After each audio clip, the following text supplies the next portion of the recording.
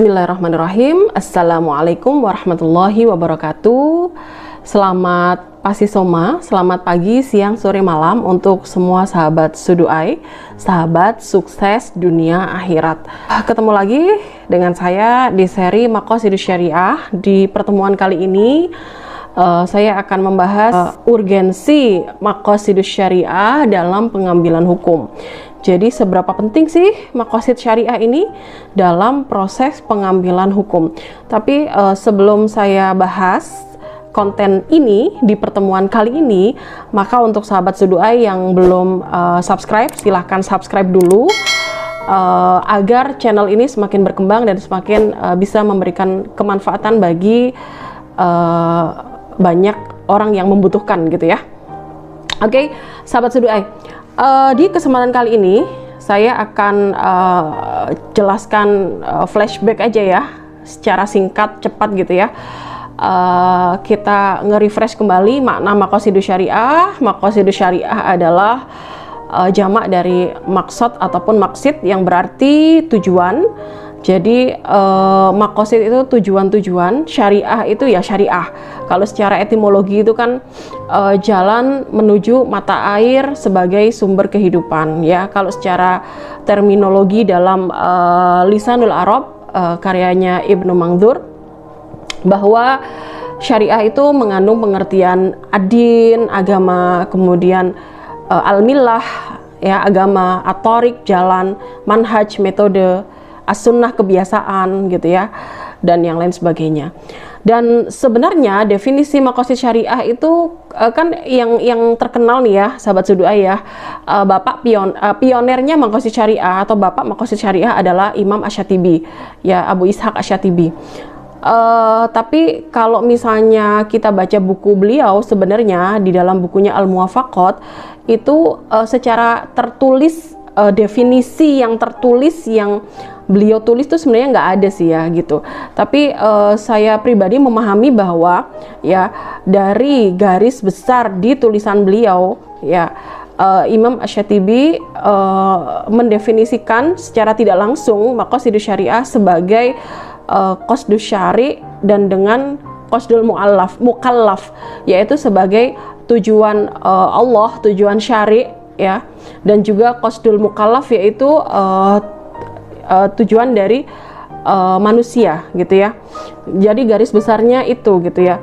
Sebagaimana Imam Syafi'i juga dalam bukunya Ar-Risalah, beliau kan Imam Syafi'i kan pionernya ilmu usul fikih dalam bukunya Ar-Risalah. Tapi ketika mencari-cari definisi yang tertulis ya dari Imam Syafi'i tentang usul fikih juga nggak ditemukan. Jadi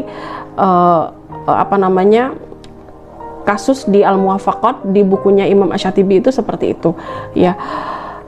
Beberapa banyak, kalau kita lihat di usul fikih sahabat Suduai, pembahasan tentang maqasidus syariah itu ada di bahasan tentang al-istislah ya, ataupun maslahah ya.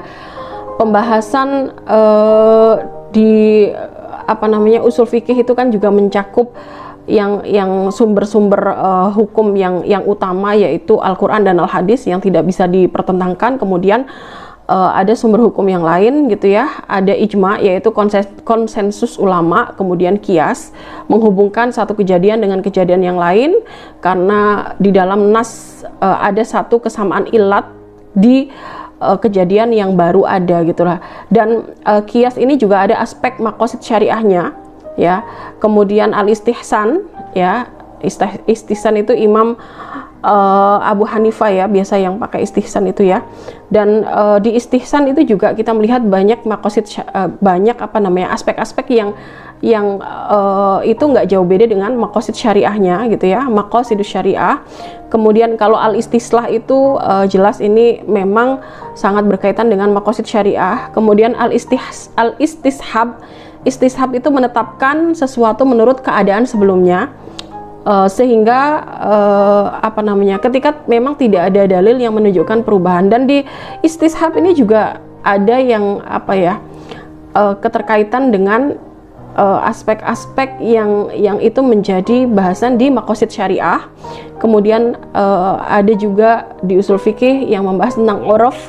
Uruf itu sesuatu yang telah banyak dikenal oleh manusia dan menjadi tradisi baik berupa ucapan ataupun perbuatan, dan ini tidak bertentangan dengan dalil syara. Dan uruf ini banyak yang juga mengandung maslahat. Jadi ketika ngomongin uruf juga masih bisa disambung-sambungkan juga dengan maqasid syariah. Kemudian ada madhab sahabi, pendapat para sahabat yang mana itu juga selalu mengedepankan aspek kebaikan, kemaslahatan gitu ya. Ada juga az-dzara'i. Dzara'i itu perantara atau jalan untuk mencapai sesuatu, dan dzara'i itu kan ada dibagi fathud dzari'ah dan saddud dzari'ah. Jadi ketika perantara itu membuat rusak, maka ditutup. Jadi saddud dzari'ah ya. Atau ketika memang perantara itu justru membawa kemaslahatan, membawa kebaikan, maka ada fathul dzari'ah, maka dibuka, malahan ada perantaranya dibuka. Dan ini kan maqasid syariah banget gitu loh ya, kalau kita sambungkan dengan maqasid syariah. Dan ada juga syar'u man qablana, jadi syariat dari sebelum kita yang memang itu juga tujuannya ya lagi-lagi untuk kemaslahatan gitu. Jadi artinya apa? Artinya apa yang terkandung di dalam agama ini adalah kebaikan dan kemaslahatan gitu. Dan itu menjadi tujuan bagi pensyariatan hukum-hukum yang disyariatkan oleh Allah Subhanahu wa taala. Itu ya. Kemudian kita masuk ke pembahasan yang kedua dan juga inti dari pembahasan di pertemuan kali ini, yaitu urgensi maqasidus syariah dalam pengambilan satu hukum. Kita masuk aja ke contoh ya, para sahabat Sudu'ai yang selalu berbahagia gitu ya. Misalnya ketika saya masih ingat ya, ketika saya pernah baca buku usul fikih, yang buku itu dipakai di Jamiah Muhammad Saud atau di mana ya, di Saudi ya. Saya mendapati buku itu di perpustakaan waktu itu ya. Jadi saya masih ingat ketika waktu itu menemukan bahwa satu hadis itu dijadikan patokan bagi pengambilan hukum-hukum yang bersifat duniawi gitu ya. Jadi gini ya, saya sebutkan arti hadisnya, makna hadisnya saja ya, dari Anas bin Malik ya. Nabi Shallallahu Alaihi Wasallam melewati suatu kaum yang sedang melakukan talqih. Talqih itu penyerbukan bunga kurma ya. Lalu beliau berkata, ya seharusnya jangan dilakukan nih gitu ya, kayak gini nih gitu, biar hasilnya lebih baik. Ini perkataan Rasul. Namun ya di kemudian hari gitu ya, hasil panen itu ternyata buruk, hasilnya panen tuh buruk. Yang dipesankan oleh Rasul itu, ketika Rasul komentar itu malah hasilnya buruk gitu. Ketika Nabi Shallallahu Alaihi Wasallam melewati mereka lagi, kemudian Nabi bertanya, mengapa hasil panen kurma kalian buruk? Dan mereka menjawab, karena ini, karena itu. Lalu Rasulullah Shallallahu Alaihi Wasallam bersabda, kalian lebih mengerti urusan dunia kalian, ya, yaitu atau yang kalian ahli dalam bidang tersebut. Jadi antum a'lamu bi umuri dunyakum. Ya, biasanya kan sahabat Sudu'ai mungkin dengar ya penggalan dari hadis yang saya sebutkan tadi, antum a'lamu bi umuri dunyakum. Kamu lebih tahu, kamu itu artinya kamu yang ahli di bidangnya ya. Misalnya kalau ngomongin bidang pertanian ya, ahlinya di bidang pertanian, yang pakar yang di bidang pertanian gitu loh. Jadi antum a'lamu bi umuri dunyakum. Kamu lebih mengerti urusan dunia kalian. Kalian lebih mengerti urusan dunia kalian. Jadi ini menjelaskan bahwa di balik perbuatan Nabi, di balik aktivitas yang dilakukan oleh Nabi, kebiasaan yang dilakukan oleh Nabi, dan yang di konteks hadis ini adalah pesan atau nasihat Nabi untuk petani kurma. Itu Nabi melihat sisi aspek kemudian ya, setelah dilihat hasilnya gitu ya, Nabi mengedepankan aspek kemaslahatan, aspek kebaikan gitu. Setelah Nabi melihat bahwa ternyata urusan kurma ini memang harus dipegang ahlinya, dan waktu itu memang Nabi ketika pesan Nabi itu tidak membuat hasil panen itu membaik, maka Nabi menyerahkan kepada ahlinya gitu ya. Artinya apa? Di sini Nabi Rasul sangat mengedepankan tujuan dari syariat ini bahwa untuk kemaslahatan gitu ya. Dan ini juga membuktikan bahwa Rasulullah itu sangat bijaksana. Beliau itu amat sangat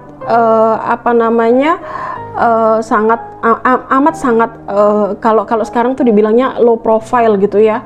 Ya, beliau sangat mengutamakan dialektika dan beliau menerima pendapat orang lain dengan legowo. Ya, legowo itu bahasa Jawa ya, dengan ikhlas ya. Jadi tidak asal misalnya tidak jauh ya, misalnya memang ketika Rasul menasehatkan untuk penyerbukan kurma dan kemudian hasilnya mungkin kurang bagus, Rasul tidak mempertahankan pendapat beliau gitu loh. Ya udah gini aja gitu ya. Tidak, tapi malah Rasul menyerahkan kepada mereka para petani kurma bahwa antum a'lamu bi umuri dunyakum gitu. Kamu lebih tahu, lebih ahli ya urusan dunia kalian, yang memang mereka yang pakarnya ya gitu. Ini hadisnya sahih, walaupun hadis ini ada beberapa narasi, ada beberapa matannya ya. Matan itu teks hadisnya. Teks hadisnya itu ada beberapa, ada 3 versi ya, dan semuanya oke. Kalau menurut Tafsir Al-Manar, itu tulisannya Muhammad Rashid Ridho, bahwa ada rawi yang menukil makna hadis dan bukan teks hadis. Makanya hadis ini teksnya ada 3 macam, 3 versi lah gitu. Tapi esensi dari hadis ini adalah sama, yang tentang penyerbukan kurma tadi gitu ya. Saya sudah cek di di beberapa referensi juga gitu ya. Dan di sini, di hadis ini, antum a'lamu bi umuri dunyakum, kita bisa lihat bahwa Rasulullah sangat memperhatikan tujuan, maqasid ya. Jadi apabila dalam urusan duniawi ya parah untuk memperhatikan maqasidnya itu harus gitu loh. Orang dalam masalah ibadah aja, kemarin ketika kita bahas tentang Yusuf Al-Qaradawi misalnya ya, ketika dibahas tentang ilat atau maqasidnya orang berwudu misalnya ya, ya, itu disebutkan di dalam Al-Quran bahwa maqasidnya itu adalah untuk membersihkan gitu ya, bahwa Allah itu ingin membersihkan manusia dengan jalan berwudu gitu loh, sebelum mereka melakukan sholat 5 waktu gitu. Jadi ada satu pernyataan ya yang kemarin sudah kita pelajari gitu, ketika dalam permasalahan ibadah itu Allah sangat menjaga tujuannya, maka apalagi dalam permasalahan muamalat itu permasalahan yang terjadi di antara manusia, di antara satu manusia dengan manusia yang lain gitu. Itu muamalat, maka lebih-lebih gitu loh, tujuannya itu harus dijaga, lebih-lebih pasti akan terjaga, yaitu tujuannya adalah untuk kemaslahatan manusia ya. Ini contoh yang satu. Yang pertama, saya akan kasih contoh banyak banget lah agar sahabat Seduai bisa kita merenungkan dan kita mempelajari dengan baik betapa luhurnya ajaran agama ini, betapa luhurnya Islam, dan Islam itu tidak semenakutkan apa yang kita lihat saat ini gitu ya. Karena dikit-dikit saat ini kan haram, dikit-dikit halal gitu ya, halal haram gitu, dan agak-agak kayak kebakaran gitu kan. Kalau melihat ada perbedaan di antara para saudara-saudara kita gitu loh. Oke, itu. Dan contoh yang kedua, bagaimana urgensi maqasid syariah dalam pengambilan satu hukum adalah, misalnya ya, sahabat Seduai, pernah nggak sahabat Seduai mendengarkan cerita tentang perjalanan para sahabat Nabi ketika akan berangkat kepada Bani Quraidah ya? Ada rombongan para sahabat, dan mereka akan berangkat kepada Bani Quraidah, melakukan perjalanan gitu ya. Dan Nabi berpesan kepada para sahabat, para rombongan ini gitu ya, la yusolliyanna ahadun al-asra illa fi Bani Quraidah. Jadi jangan ada satupun yang sholat asar kecuali di perkampungan Bani Quraidah. Ya, ini hadis riwayat Bukhari. Ya, di sini teks hadisnya ini jangan ada satupun, jangan ada satu orang pun, la yusolliyanna ahadun, ada ahadunnya. Satu pun jangan sholat loh ya, kecuali kalian sholat di Bani Quraidah gitu. Ya, apa yang terjadi? Ketika mereka ada di perjalanan, ternyata ya datang waktu asar dan mereka terpecah nih, satu kelompok, satu rombongan ini menjadi dua pendapat. Yang satunya adalah ini udah masuk waktu asar nih, kita harus sholat tepat waktu nih. Gimana nih kalau kita nyampe di Bani Quraidah nanti nggak nututin, waktunya habis, kita sholat sekarang ya, di tengah jalan ini sholat ya. Kemudian sebagian dari rombongan itu sholat di tengah jalan, dan sebagian lagi dia kekeh, dia memegang pesannya Rasul, dan mereka sholat asar ya di perkampungan Bani Quraidah ya. Ya, dan waktunya sudah habis ya. Dan kemudian ketika dikabarkan kepada Nabi, Nabi tidak mencela salah satunya. Jadi dua kelompok tadi Nabi tidak mencela gitu ya. Kalau saya membaca pendapat para ulama dalam memahami makna dari hadis ya, maksud dari hadis adalah Nabi sebenarnya menginginkan para sahabat itu untuk berjalan cepat gitu ya, sehingga nyampe di Bani Quraidah itu masih asar dan bisa sholat asar di sana ya. Tapi kan itu tidak terjadi ya, dan akhirnya sebagian sholat asar di tempat di tengah jalan, sebagian sholat asar di Bani Quraidah.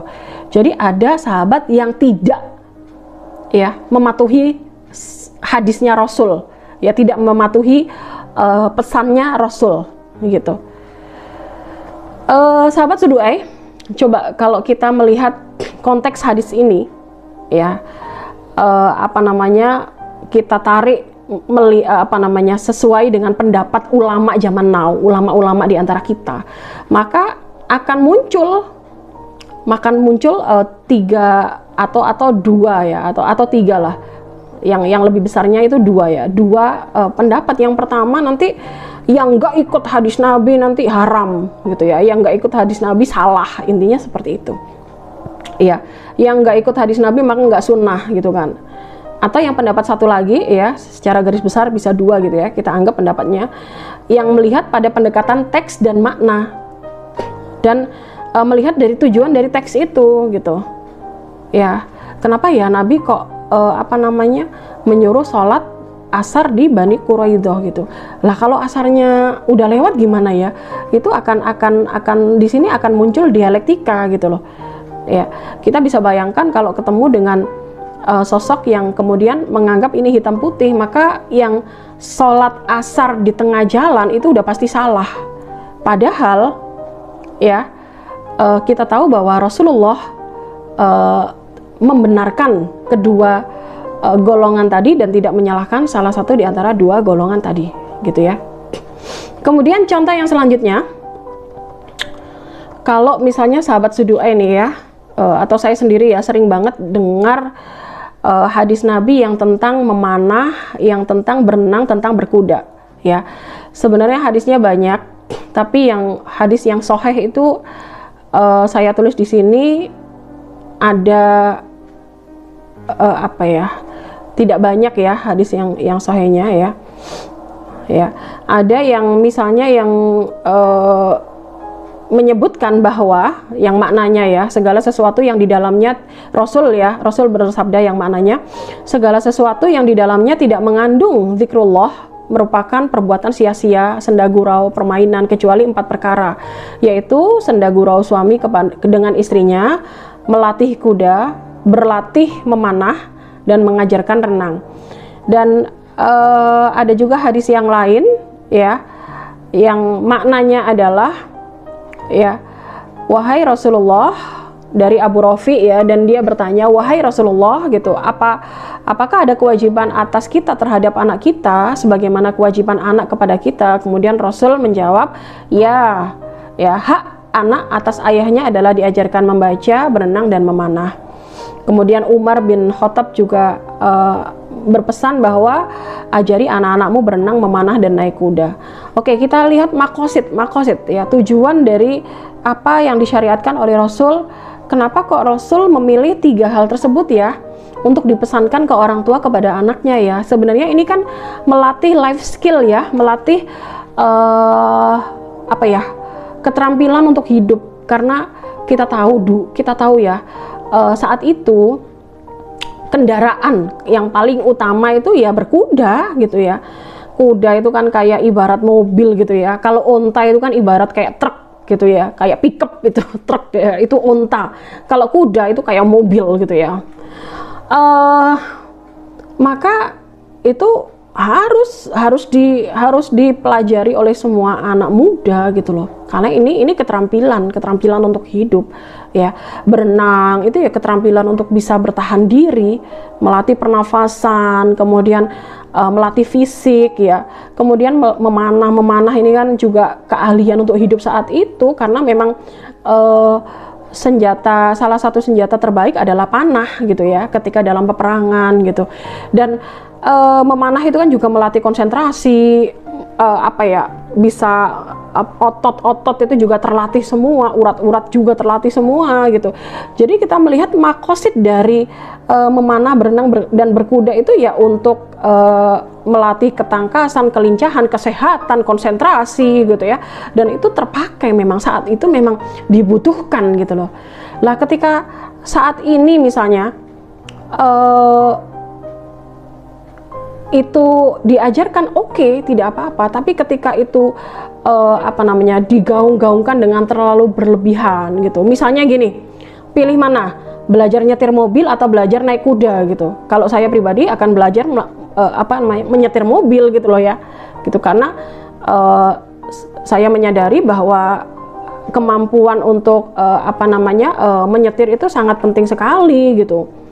Nggak laki-laki, nggak perempuan, itu penting banget gitu kan ya. Laki-laki juga nggak selalu di rumah kan, kalau ada emergency misalnya, seorang ibu kalau bisa nyetir kan, kalau anaknya kenapa-napa gitu, apalagi kalau anaknya lebih dari 2 gitu ya, udah nggak cukup lagi naik motor gitu ya, maka dia butuh untuk, ketika punya mobil ya, butuh untuk bisa menyetir gitu ya. Misalnya keluar kota, mudik gitu ya. Yang saya lakukan ketika mudik itu misalnya, kalau istri bisa nyetir kan bisa gantian sama suami ya, membantu suami gantian gitu ya. Atau kayak suami kalau nggak bisa nyetir kan zaman sekarang ya susah bergerak gitu loh ya.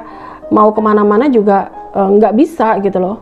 Mau sewa supir juga kuat berapa, kalau duitnya terbatas juga kuat-kuatan bayarnya aja gitu kan. Jadi kita lihat di sini makosid ya, tujuan dari bagaimana pensyariatan yang disyariatkan oleh Rasul akan mengajari anak untuk punya skill 3 tadi gitu.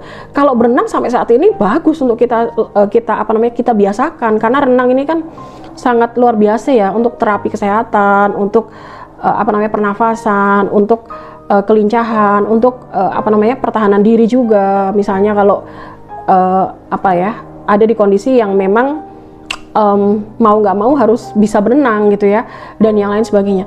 Jadi memang ada hal-hal yang bisa tetap dilestarikan ya dengan sungguh-sungguh. Dan juga misalnya kalau berkuda hanya sekedar selingan bisa aja kan ya, nggak apa-apa kan gitu, karena life skill yang sekarang misalnya yang lebih dibutuhkan adalah menyetir mobil misalnya gitu, dan yang lain sebagainya. Jadi kita lihat makosidnya ya, tujuan pensyariatannya hadis ini gitu ya. Jadi tidak langsung menjudge bahwa ini sunnah Rasul berenang, memanah, dan berkuda, maka kalau nggak bisa nanti nggak ngikuti sunnah Rasul gitu, nggak bisa berkuda, nggak bisa memanah, berarti Anda tidak mencintai sunnah Rasul. Ya tidak begitu juga gitu loh ya. Saya pribadi mengamini hadis ini, dan kita proporsional gitu ya melihat makosid dari hadis ini gitu. Kemudian contoh yang lain adalah misalnya Rasul juga dalam beberapa hadisnya itu kan seringkali bersiwak. Ya, siwak ini hadisnya banyak banget, banyak sekali karena Rasul tuh sangat mencintai kebersihan gigi. Ya, beliau sangat luar biasa cinta dengan kebersihan giginya. Sampai di detik-detik ketika Rasul sakit loh ya. Ketika Rasul sakit itu Aisyah masih membersihkan gigi beliau dengan siwak gitu. Karena apa? Karena saking cintanya Rasul untuk menjaga kebersihan gigi beliau gitu. Di hadis-hadisnya ini banyak ya contohnya ya. Ini maknanya aja saya bacakan maknanya tapi hanya saya pilihin aja beberapa hadis ya gitu. Misalnya makna hadis, siwak merupakan kebersihan bagi mulut dan keridhaan bagi Rob, bagi Allah ya, bagi Tuhan gitu ya. Kemudian misalnya juga hadis yang lain, kalau bukan karena akan memberatkan umatku, maka akan kuperintahkan mereka untuk bersiwak setiap akan wudhu.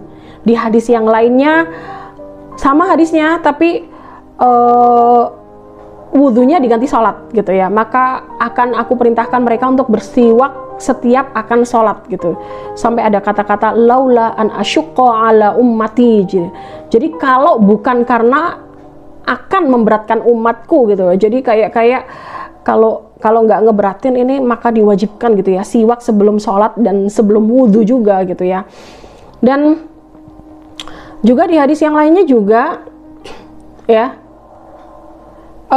disebutkan ya yang maknanya juga gitu, apa yang dilakukan Nabi ya ketika beliau memasuki rumahnya, pertama kali memasuki rumahnya, maka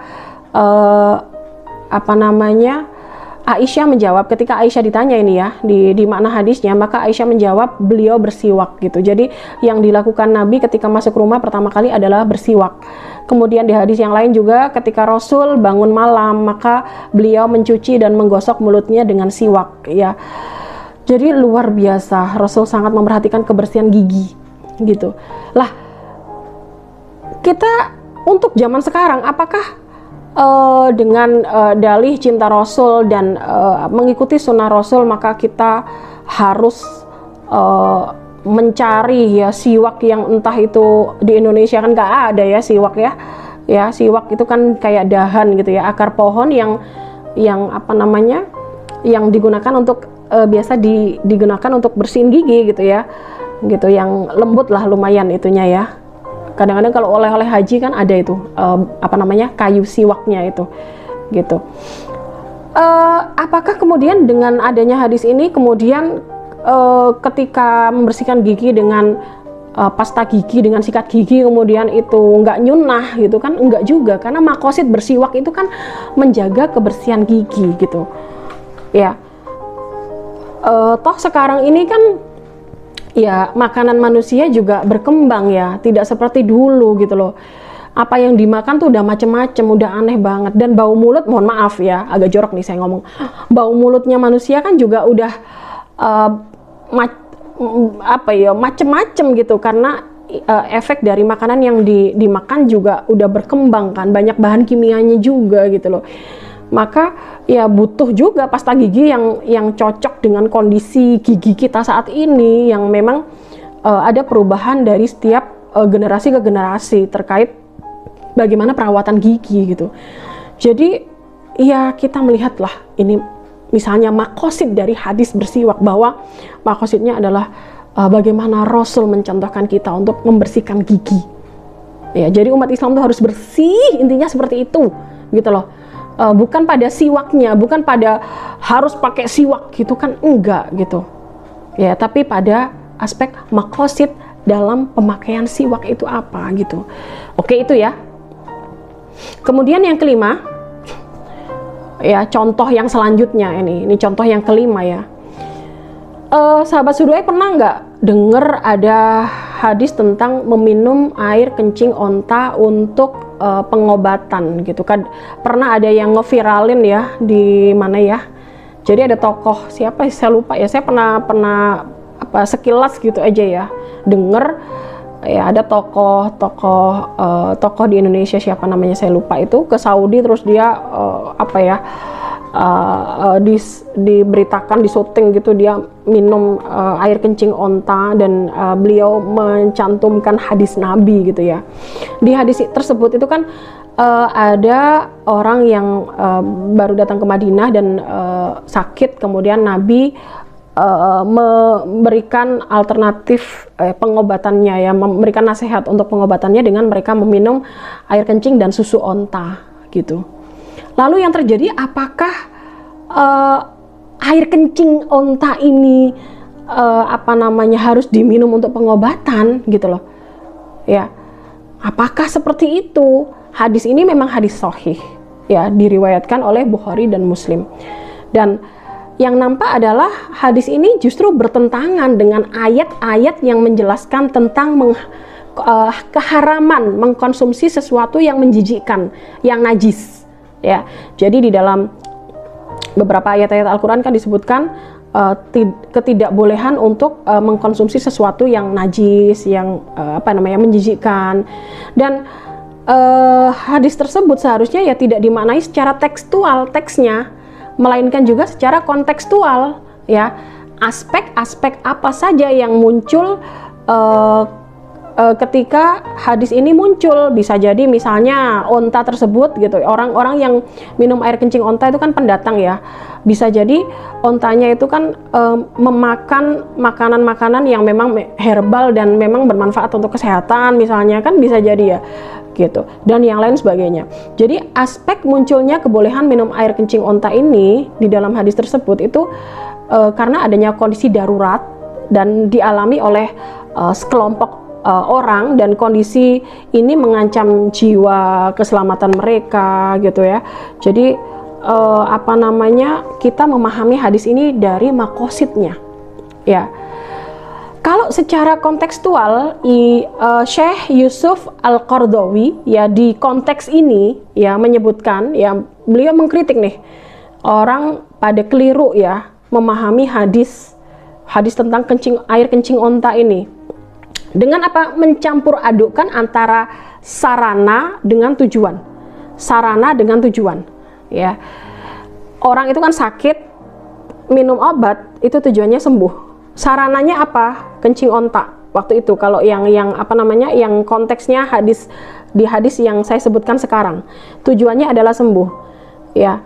Jika memang, ini katanya Yusuf Qaradawi ya, jika memang air kencing onta diklaim sebagai bagian dari At-Tibbun Nabawi ya, pengobatan Nabi, maka hal ini seharusnya hanya cenderung dipahami sebagai sarana saja. Tujuannya satu, kesembuhan, sarananya kan banyak nih. Jadi seharusnya, kata Yusuf Qaradawi, seharusnya memahami hadis ini harusnya kontekstual gitu loh. Dan air kencing itu sebagai sarana saja, bukan tujuan gitu. Dan setiap sarana dan prasarana itu mungkin saja berubah. Ini udah berganti-ganti gitu loh, dari masa ke masa. Kalau tujuannya kan satu ya, sembuh itu ya. Dan sarana itu bisa jadi berubah dari lingkungan ke lingkungan. Dan jika memang ya suatu hadis itu menunjuk pada sesuatu yang mencakup sarana atau prasarana tertentu, maka itu hanya menjelaskan tentang suatu fakta saat itu, tapi tidak mengikat manusia dengan sarananya tadi ya. Karena apa? Karena perkembangan penyakit itu dahsyat banget, berkembang terus. Perkembangan obat ya dahsyat banget, mengikuti perkembangan virus gitu. Makanya kadang-kadang ada yang bilang ada konspirasi gitu ya, konspirasi virus, konspirasi bisnis gelap, farmasi gitu ya, dan yang lain sebagainya gitu. Jadi memang berkembang sarana ini ya, sejalan dengan perkembangan bentuk penyakit, virus, dan yang lain sebagainya. Sahabat Suduai, pernah ingat nggak beberapa tahun yang lalu ada wabah MERS ya, wabah MERS di Saudi ya, Middle East Respiratory Syndrome ya, MERS ya. Dan WHO itu saat itu ya merilis satu kayak pengumuman gitu ya, pernyataan ya kepada jamaah haji bahwa untuk menjaga kebersihan ketika sedang berhaji dan ketika berinteraksi dengan unta di sana ya di Arab itu diharuskan untuk memasak dagingnya, meminum susunya dengan benar dan matang ya. Jadi diminumnya kondisinya matang. Kalau matang itu kan masih apa ya, tidak ada kuman-kumannya gitu ya. Dan maka ini kontradiktif dong dengan apa namanya yang kita jelaskan tadi di atas ya tentang air kencing unta gitu ya. Dan unta ini saat itu ya ketika ada wabah MERS bisa jadi sebagai media juga untuk penularan penyakit MERS ya ke manusia gitu. Jadi itu kita lihatnya makosid ya waktu itu ketika Rasul menjelaskan tentang air kencing unta, bisa jadi kalau menurut Syekh Yusuf Al-Qaradawi ini sarana untuk mencapai tujuan, dan kita memahami hadis ini itu kontekstual bukan tekstual gitu. Kemudian contoh yang lainnya ya, kita kasih contoh yang banyak biar sahabat Sudu'ai kita sama-sama merenung dan sama-sama belajar bahwa agama ini sangat indah dan agama ini sangat apa namanya sangat ingin pemeluknya itu berada di area kemaslahatan gitu ya. Makanya saya dari awal tuh semangat banget untuk bikin video tentang maqasid syariah. Kemudian contoh yang selanjutnya ya, untuk konteks yang saat ini misalnya kurban ya, ketika Idul Adha kurban ya, maka saya mau tanya sama sahabat Sudu'ai, lebih milih mana, kurban dengan sapi yang satu sapi ditanggung orang 7 atau satu kambing ya. Kalau saya dulu awal-awal kurbannya kambing. Kalau anak saya kadang-kadang kalau punya tabungan dia milih kambing. Tapi kurban yang kedua dan sampai saat ini saya akhirnya memilih untuk berkorban sapi ya. Jadi satu sapi ditanggung 7 orang apa namanya yang kurban, biasanya kita patungan kan 7 orang gitu. Kenapa saya milih, kalau saya ini ya, kan orang beda-beda gitu ya, kenapa saya dan banyak orang lain itu milihnya korban sapi ya, karena ketika dibagiin itu banyak dagingnya gitu loh. Dan sahabat Sudu'ai, kan saya juga di kalangan komplek ini ya sama ibu-ibu yang lain ya, suka lah iris-iris daging korban, volunteer ya, sukarelawan jadi panitia korban itu kan sering ya, setiap tahun gitu kan, kalau ada pas waktu adanya korban gitu ya. Penerima itu loh, penerima korban, penerima daging korban itu loh, yang antri itu loh, ketika disuruh milih mau daging sapi apa daging kambing, itu milihnya mesti sapi gitu loh, jarang ada yang mau kambing gitu ya. Lah kita lihat sekarang hadisnya Rasul tuh bagaimana, hadis Rasul tentang korban gitu ya. Maknanya apa? Sesungguhnya Rasulullah, makna dari hadis ini, hadis tentang korban ya, saya bacakan maknanya aja ya. Sesungguhnya Rasulullah berkorban dengan kibash yang bertanduk, domba ya, kibash ya, itu domba ya, kaki-kakinya hitam, ada warna hitam di sekitar kedua matanya gitu ya. Lah sekarang apakah dengan saya berkorban daging sapi kemudian saya nggak ikut sunnah Rasul gitu loh? Apakah saya ini tidak menjadi muslim yang sejati, kemudian tidak menjadi pengikut Rasul yang sejati? Kan tidak ya. Justru malah banyak orang-orang yang menolak makan daging kambing, takut darah tinggi, takut apa, takut ini, takut itu. Dan sahabat-sahabat Sudu'ai, kalau sahabat jadi panitia korban ya, saya juga ikut jadi panitia korban biasanya soalnya ya. Kalau pas motong kambing, motong dagingnya kambing, itu akan tahu bahwa dapatnya dikit loh kalau daging kambing itu. Padahal yang antri ingin daging korban itu banyak banget gitu. Coba kita lihat makosid korban dengan sapi atau kambing tuh gimana gitu, maslahatnya ada di mana gitu. Bukan berarti ketika kita memilih korban dengan apa namanya sapi kemudian tidak sunnah, tidak nyunnah gitu ya, tidak ikut Rasul, kan tidak gitu ya. Oke, ini ya contoh yang selanjutnya gitu ya. Contoh yang ke berapa ini? Yang ke-7 ya. Masih ingat nggak sahabat Sudu'ai dengan ceritanya Imam Syafi'i. Imam Syafi'i itu salah satu imam dari 4 madhab, ya. Kan di dunia ini nih madhab fikih itu ada 4 imam yang populer, yang banyak pengikutnya ya. Ada Imam Syafi'i, Imam Malik, Imam Syafi'i, Imam Malik, Imam Abu Hanifah, Imam Ahmad bin Hambal. Madhabnya madhab Syafi'i, madhab Hanafi, Maliki, Hambali ya. Sebenarnya Maliki dulu ya, Maliki, kemudian Hambali, kemudian Syafi'i, Maliki, Hanafi, Syafi'i, Hambali ya. Imam Syafi'i itu punya 2 pendapat loh sahabat Zudu'ai. Ya, ketika awalnya Imam Syafi'i menetap di Baghdad, di Irak ya. Selama tinggal di Baghdad, beliau mengeluarkan ijtihad-ijtihadnya yang biasa disebut dengan qaul qadim, pendapat lama.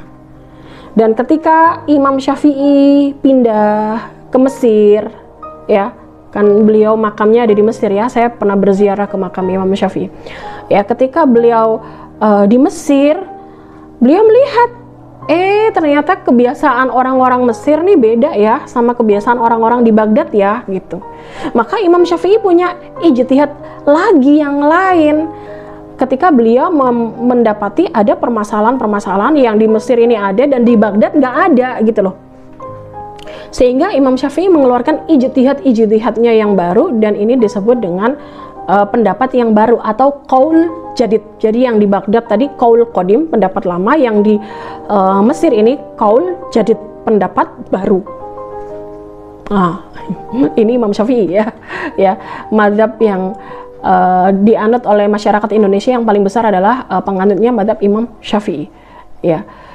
Dan Imam Syafi'i berpendapat bahwa tidak semua qaul jadid yang ada di Mesir tadi ya, yang pendapat yang baru itu bisa menghapus otomatis menghapus qaul qadim ya. Karena bisa jadi kondisinya cocok antara Baghdad dengan Mesir. Tapi kalau memang kondisinya yang di Mesir tuh nggak cocok dengan Baghdad, maka yang dipakai yang di qaul qadim. Ini baru Mesir sama Baghdad. Gimana kalau Islam sekarang ini udah sampai Indonesia, udah sampai Malaysia, sampai Singapura, sampai Asia Tenggara, sampai Afrika, ya, sampai Amerika, Eropa, Australia, udah kebiasaannya udah banyak banget gitu loh, ya. Dan ingat ketika Mu'adz bin Jabal diutus oleh Nabi ke Yaman gitu kan kemudian dialog antara Nabi dengan Mu'adz bin Jabal. Wahai Mu'adz bin Jabal ditanya, gimana kalau kamu memutuskan satu perkara di sana? Ya, kemudian Mu'adz bin Jabal menjawab bahwa saya memutuskan dengan kitabullah, dengan Quran, dengan hadis ya. Gimana kalau nggak ada ya? Kalau nggak ada saya berijtihad gitu. Saya mengeluarkan pendapat, tapi pendapatnya juga bermuarakan pada Al-Quran dan Al-Hadis gitu. Dan Rasul oke-oke aja gitu. Jadi sahabat Zudu'ai, dunia ini berkembang dengan luar biasa ya. Dan dalil-dalil yang ada Al-Quran dan As-Sunnah gitu, itu biasanya sifatnya global ya, sifatnya garis besar gitu ya. Dan di balik itu ada tujuan-tujuannya, dan tujuan itu pasti sama ya, tujuan itu pasti sama, tapi sarana ini beda-beda. Bisa jadi sarananya pada masa zaman Nabi dulu itu berbeda dengan zaman sekarang ya. Duitnya pada Nabi dulu itu dinar dirham, sekarang uang kertas misalnya, yang nggak ada ukurannya, standar emasnya gitu ya, ya uang kertas gitu ya. Ketika itu lecek, cetakannya udah rusak, udah nggak jadi uang lagi, rusak gitu, kecuali kalau mau ditukar ke bank gitu ya, gitu.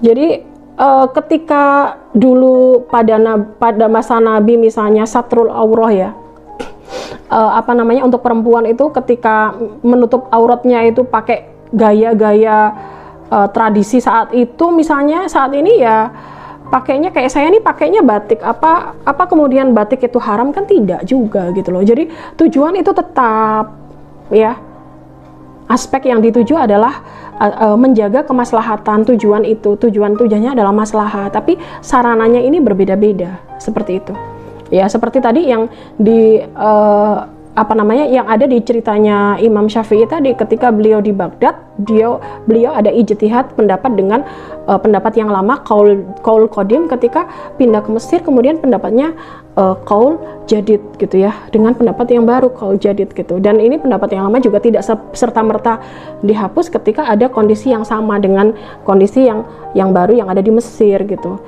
Jadi udahlah, kita stop aja ya. Ketika misalnya sekarang kan senengnya itu kan saling nyalahkan gitu ya. Ketika tidak satu warna gitu ya, ketika tidak seragam, itu salah aja udah. Ya. Yang diajarin kiaiku gini, kiaimu ngajarin gitu, maka kamu salah, tidak juga gitu loh. Ya, Islam tuh damai. Islam itu indah. Ya. Dan adanya perbedaan ini ya tidak, yang ada kadang-kadang ya tidak untuk saling menjatuhkan dan saling menyalahkan gitu loh, gitu. Oke ya. Kemudian contoh yang lain, urgensi maqasid syariah dalam pengambilan suatu hukum. Ini masih di ceritanya Imam Syafi'i. Sahabat Sudu'ai, kita ngomongin tentang jual beli ya. Saya kebetulan juga memang area saya adalah ekonomi syariah.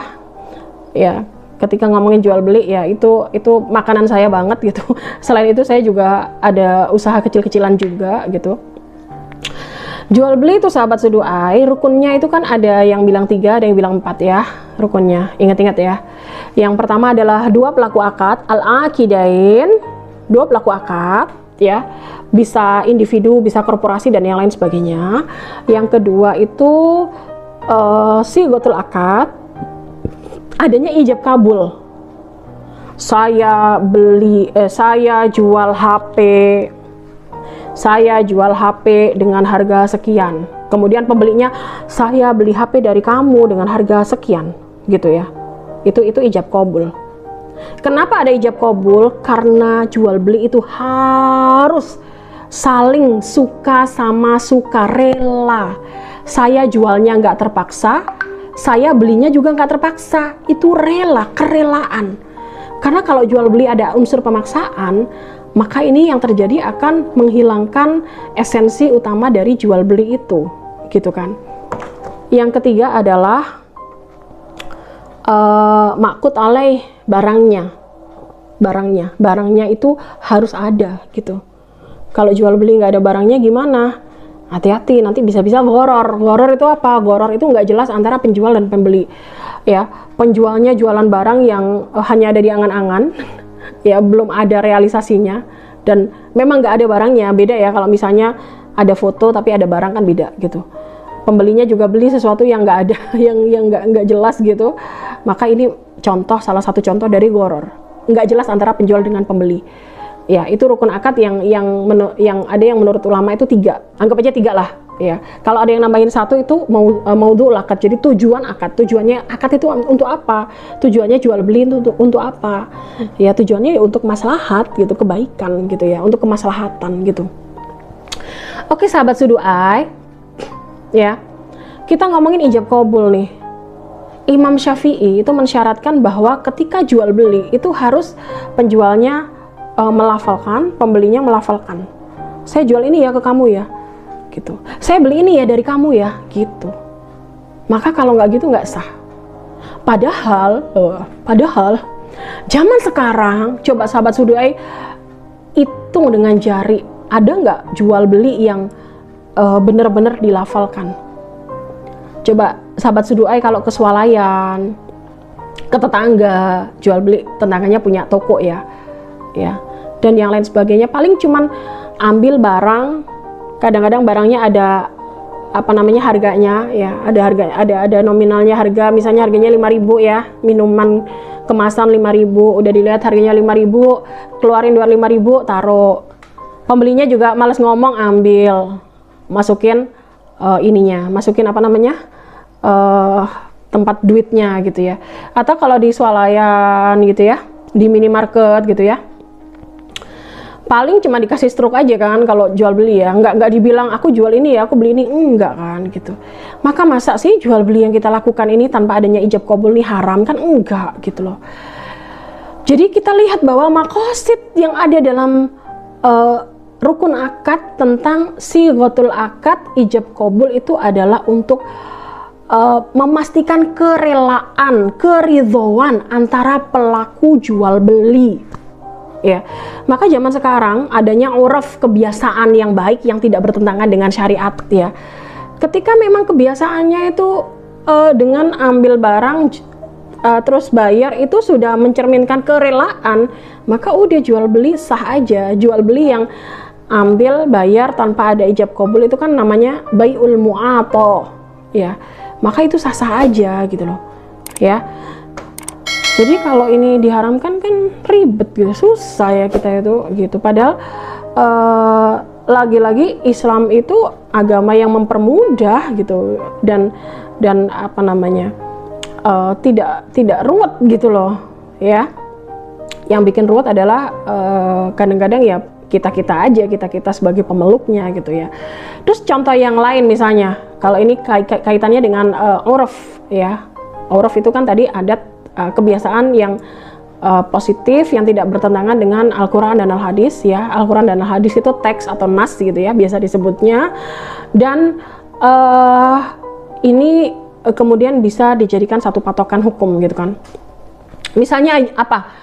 Kebiasaan ya, uraf kita nih ya, kalau beli alat-alat elektronik itu kan pakai garansi ya, pakai garansi ya. Beli HP ada garansi 1 tahun atau garansi seumur hidup, ada nggak gitu. Beli kulkas ada garansinya, beli laptop ada garansinya ya, dan yang lain sebagainya ya. Maka sahabat Sudu'ai ketika melihat satu hadis, misalnya hadis Nabi ya, Rasul bersabda yang maknanya adalah sesungguhnya Rasulullah melarang jual beli dengan persyaratan. Jual belinya rusak atau tidak sah, syaratnya juga rusak atau tidak sah.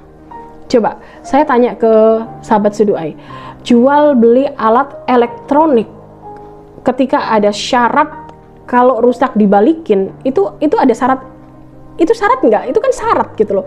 Jadi garansi itu udah bagian dari syarat jual beli. Kalau mau tekstual, mau ngikutin hadisnya Rasul, maka garansi itu haram. Mana bisa garansi haram kalau kata sahabat Sudu'ai kan kayak gitu kan, gitu. Maka yang kita lihat adalah gini ya, hadis Nabi ini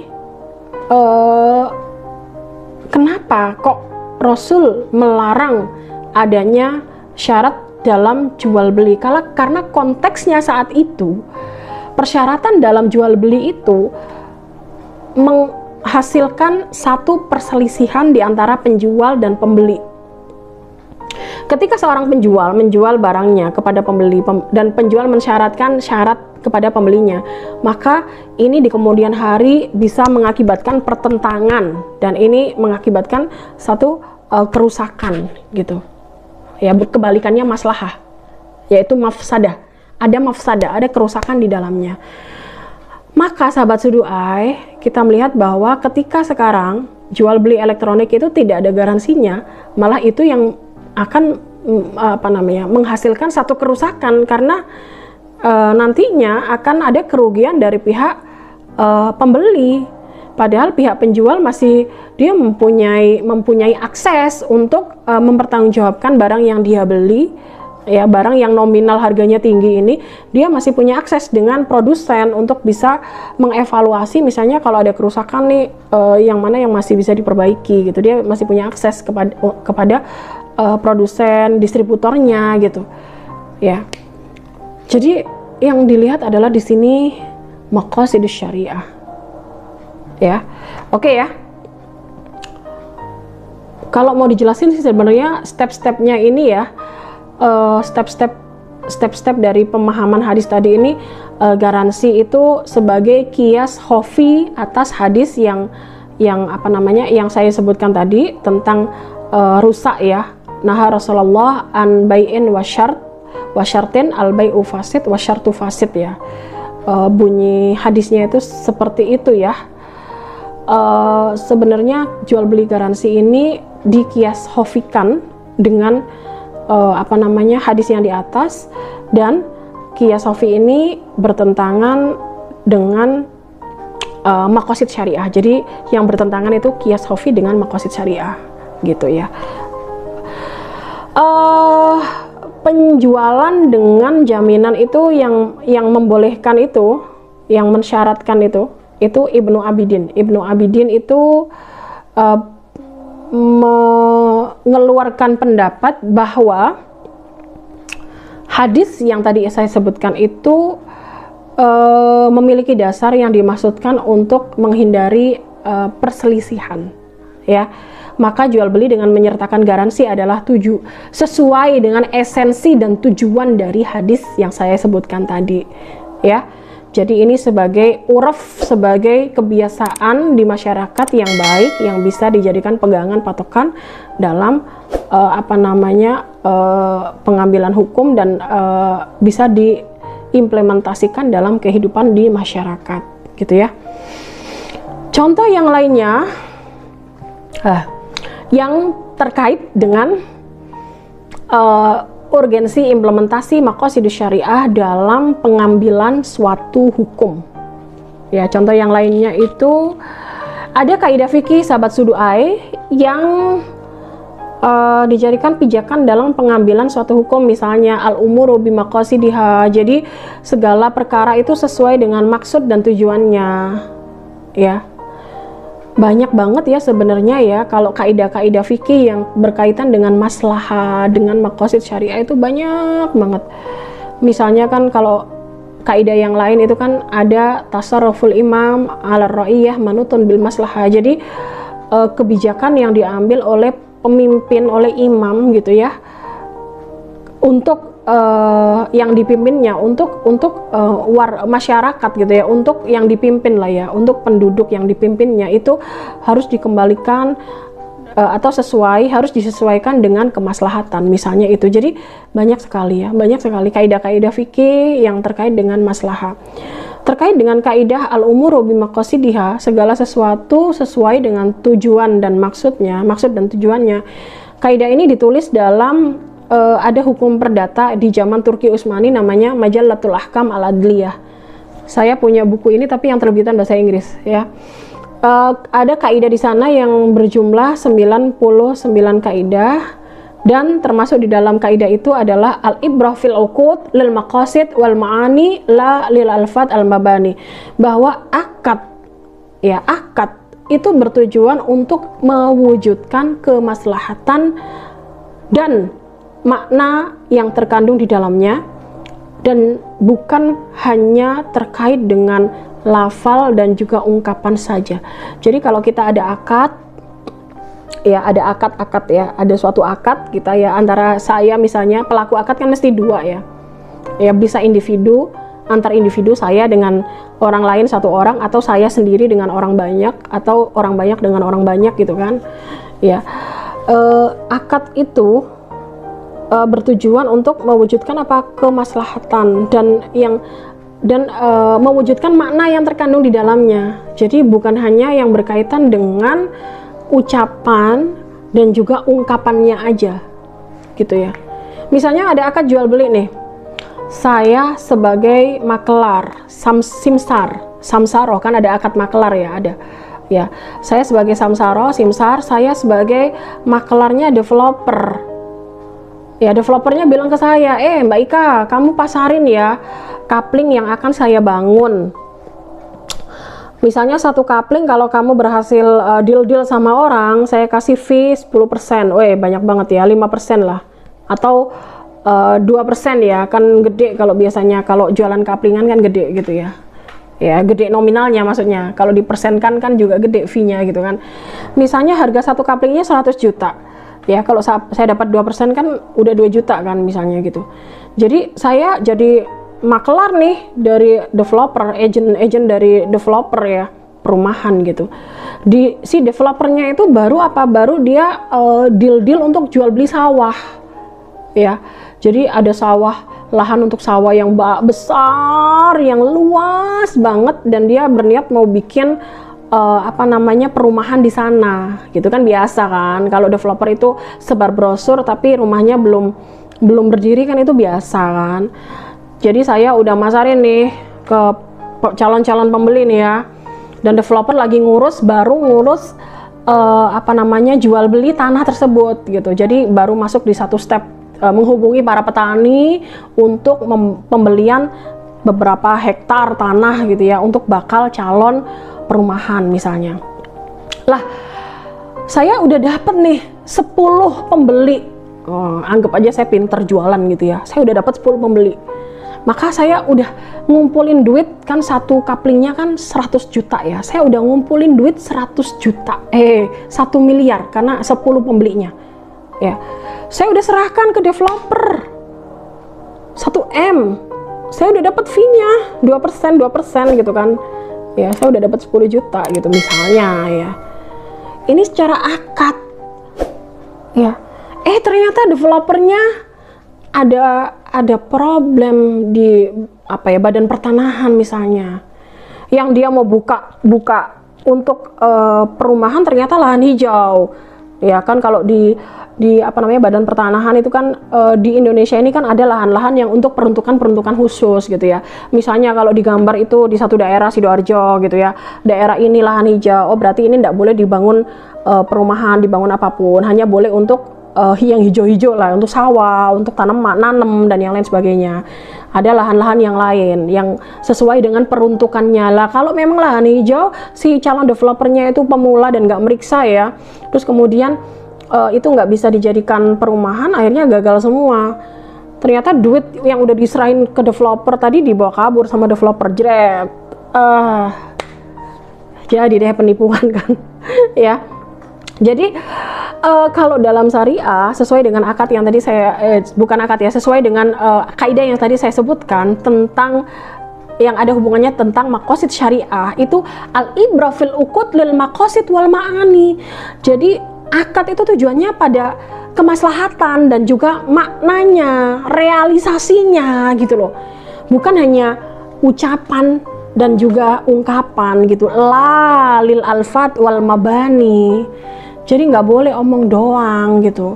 Nanti koyo yo gitu ya. Akadnya itu asik jelas gitu ya.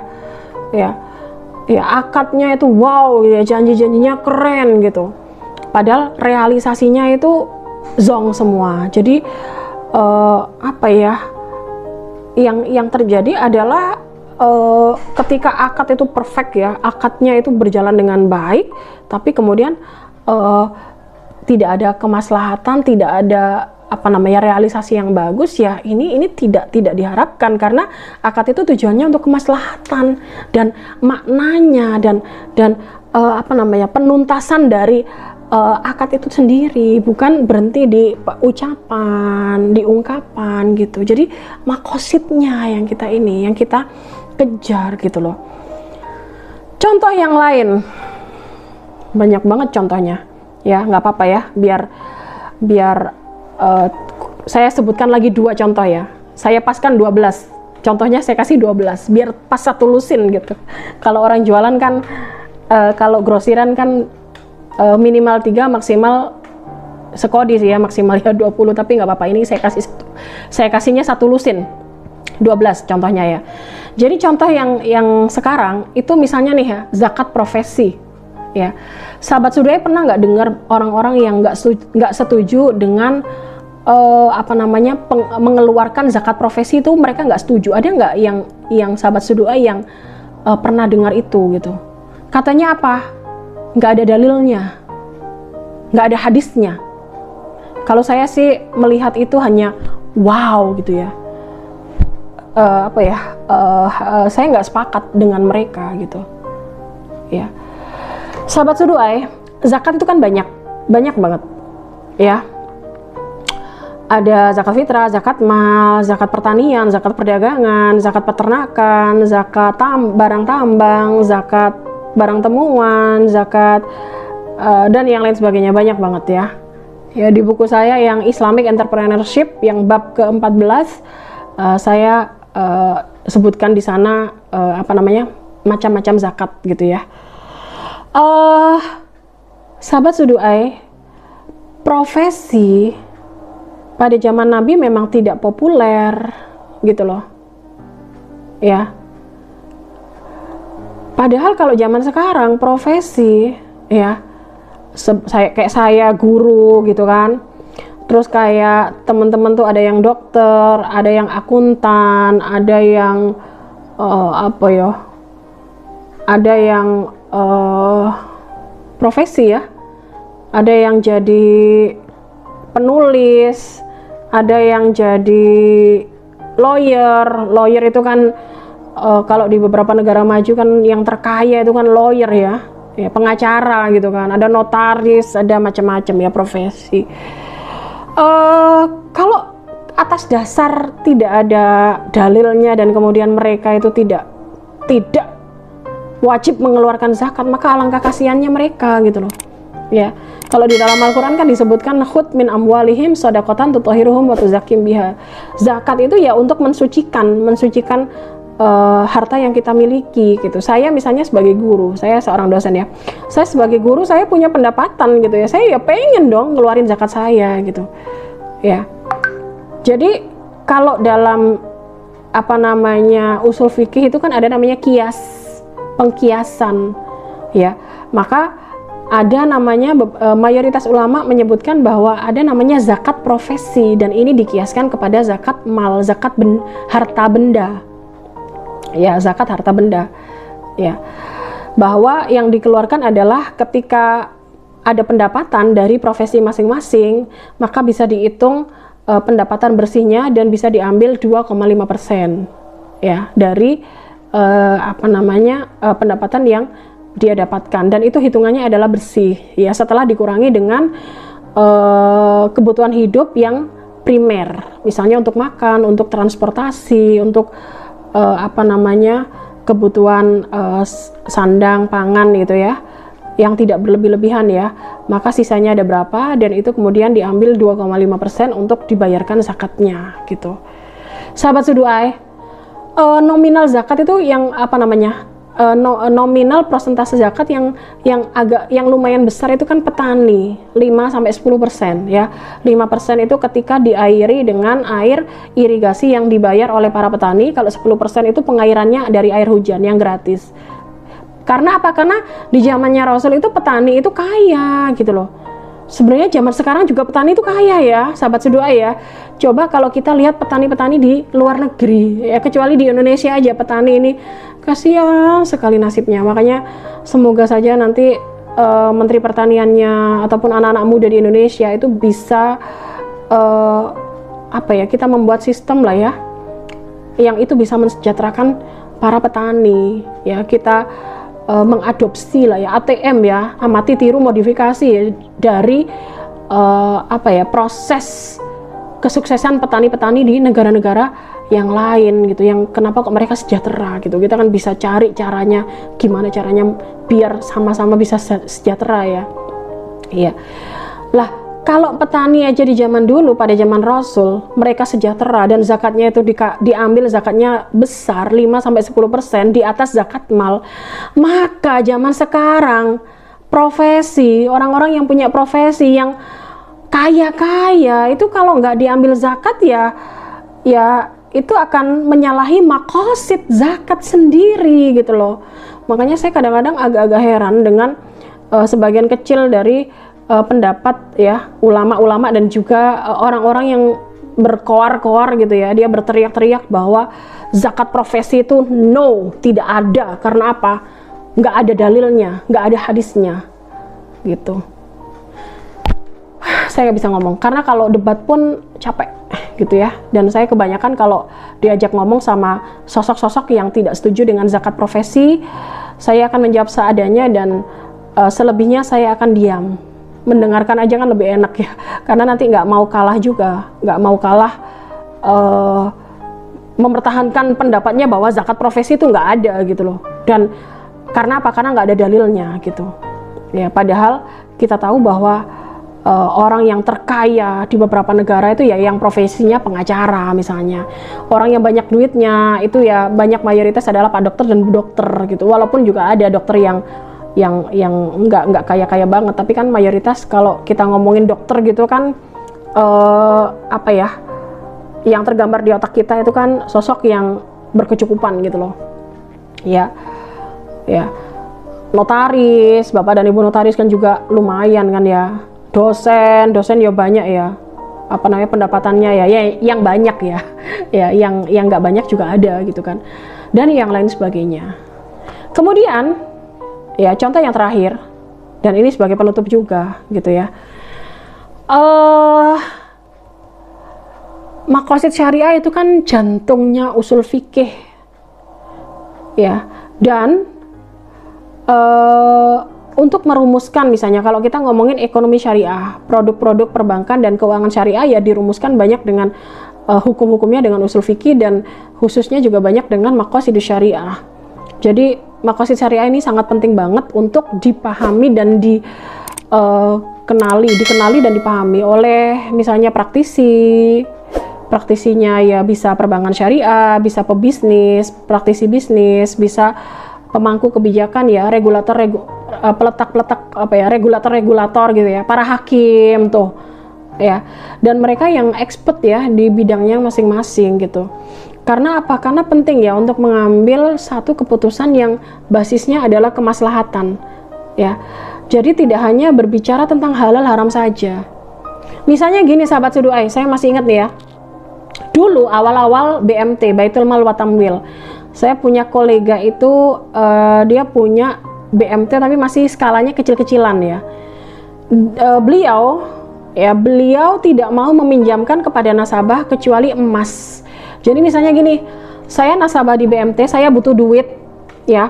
Ketika saya pinjam duit 1 juta ke BMT tersebut, BMT itu hanya ngeluarin emas bukan duit. Alasannya apa? Alasannya menghindari riba dan ini halal gitu ya. Ya udah, si nasabah itu akhirnya pinjem emas senilai anggap aja 2 gram gitu ya. Anggap kalau 1 gramnya itu 500.000 ya, anggap 2 gram gitu. Senilai 2 gram. Padahal ya nasabah itu butuh duit, bukan butuh emas. Ya, atas dasar menghindari riba dan agar bisa halal, maka BMT bisa meminjamkan emas, bukan duit. Ini di awal-awal dulu ya, awal-awal tren ada munculnya BMT itu saya sempat melihat ada praktek seperti ini ya. Nggak banyak ya, hanya 1-2 gitu aja gitu. Ini nggak untuk generalisasi loh, nggak loh ya, tapi ini hanya untuk sharing contoh tentang betapa kita tidak bisa melihat halal haram saja ya, kita harus melihat maqasid syariah. Kemudian yang terjadi apa? Karena nasabah itu butuhnya duit ya, emas 2 gram itu diambil sama nasabah itu. Nasabah juga bayar admin ya, administrasi misalnya, administrasinya berapa, 50.000 atau berapa ya. Dan nasabah itu datang ke toko emas untuk jual, padahal harga jual sama harga beli itu kan beda ya. Harga jual itu jauh lebih mahal, harga jual itu jauh lebih murah daripada harga beli ya gitu ya. Akhirnya nasabah tidak dapat duit senilai 1 juta gitu ya, karena dia jualnya itu tidak 500.000 per gram, di bawahnya jatuhnya. Kemudian nasabah pakai duit itu bisa untuk modal usaha dan yang lain sebagainya. Ketika nasabah ingin mengembalikan ke BMT, maka nasabah harus mengembalikan 2 gram emas yang dia harus beli lagi emasnya ya. Otomatis dia kan belinya pakai harga yang berbeda jauh dengan jual gitu. Maka yang terjadi adalah ketika dia mengembalikan duit ke BMT senilai emas tersebut, dia mengembalikan duit ketika si nasabah mengembalikan emas ke BMT 2 gram itu, maka dia akan juga terbebani biaya yang dia keluarkan, selisihnya ya. Dan ini kalau misalnya dihitung itu jauh lebih mahal dari bunga dari bank konven ya. Kalau dilihat dari kacamata syariah, apakah minjamkan emas itu halal ya, ini halal banget. Tapi apakah ini sesuai dengan maqasid syariah? Maka ini butuh dikaji lagi gitu. Dan untungnya ini kan cuman dulu pertama kali awal-awal ada booming BMT ekonomi syariah, kemudian ada cara seperti itu gitu. Ya lagi-lagi apapun itu tidak bisa untuk hanya sekedar melihat halal haram aja gitu, tapi harus dipertimbangkan juga maqasid syariahnya gitu ya. Kemudian yang lain-lainnya juga, misalnya nih sahabat Sudu'ai pernah nggak dengar bahwa di bank syariah juga diterapkan denda denda. Jadi kalau ada nasabah yang terlambat bayar cicilan ke bank syariah, maka itu ada dendanya. Denda itu kan apa namanya, takzir ya, atau ta'wid ya. Itu kalau kita ngomongin takzir, ta'wid ya, dalam sejarah denda itu takzir, ta'wid memang ada, bisa, boleh. Tapi ketika dihadapkan dengan apa namanya, peminjaman uang misalnya, itu gimana gitu? Bukankah itu nanti berseberangan dengan satu kaidah, satu hadis ya, kullu qardin jarra manfaatan fahuwa riba. Jadi setiap pinjaman yang ada tambahannya itu kan riba gitu. Jadi ini kan polemik, jadi masalah gitu kan.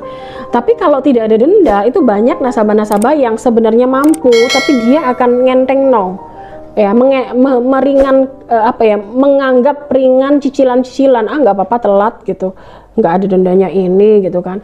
Maka yang terjadi adalah denda di bank syariah ya masih ada, tetap ada. Karena apa, niatnya adalah untuk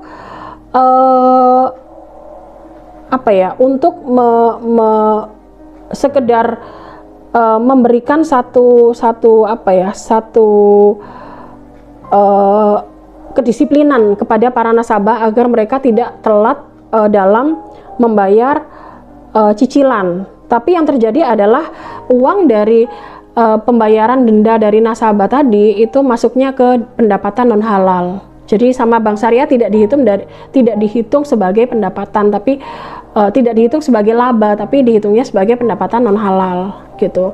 Dan pendapatan non halal itu nanti disalurkannya ke sosial, tidak dipakai oleh bank syariah karena tidak dianggap sebagai laba, karena non halal kan gitu. Jadi kalau ngomongin tekstual ya langsung saja nanti dihukumi bank syariah nggak syariah gitu kan.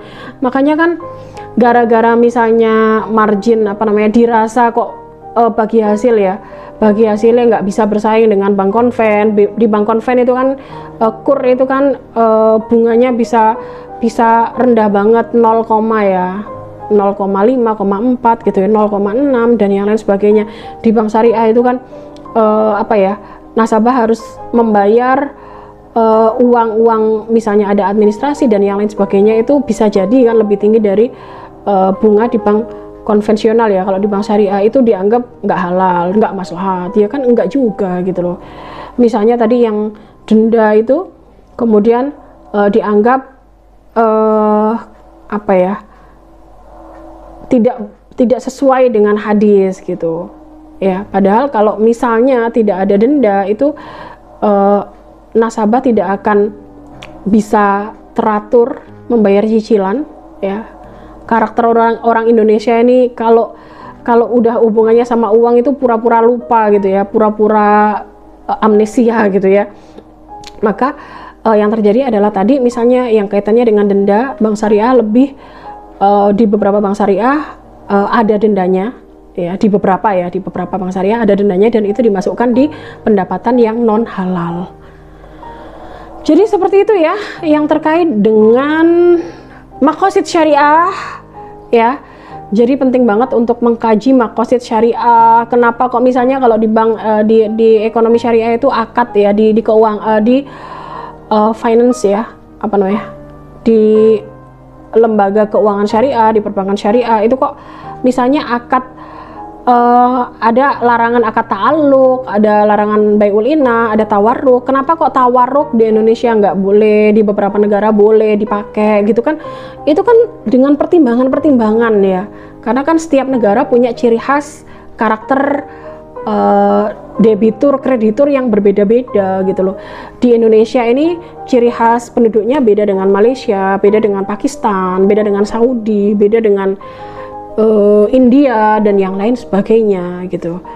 Jadi amat sangat penting sekali bagi kita semuanya untuk memahami dengan baik maqasid syariah.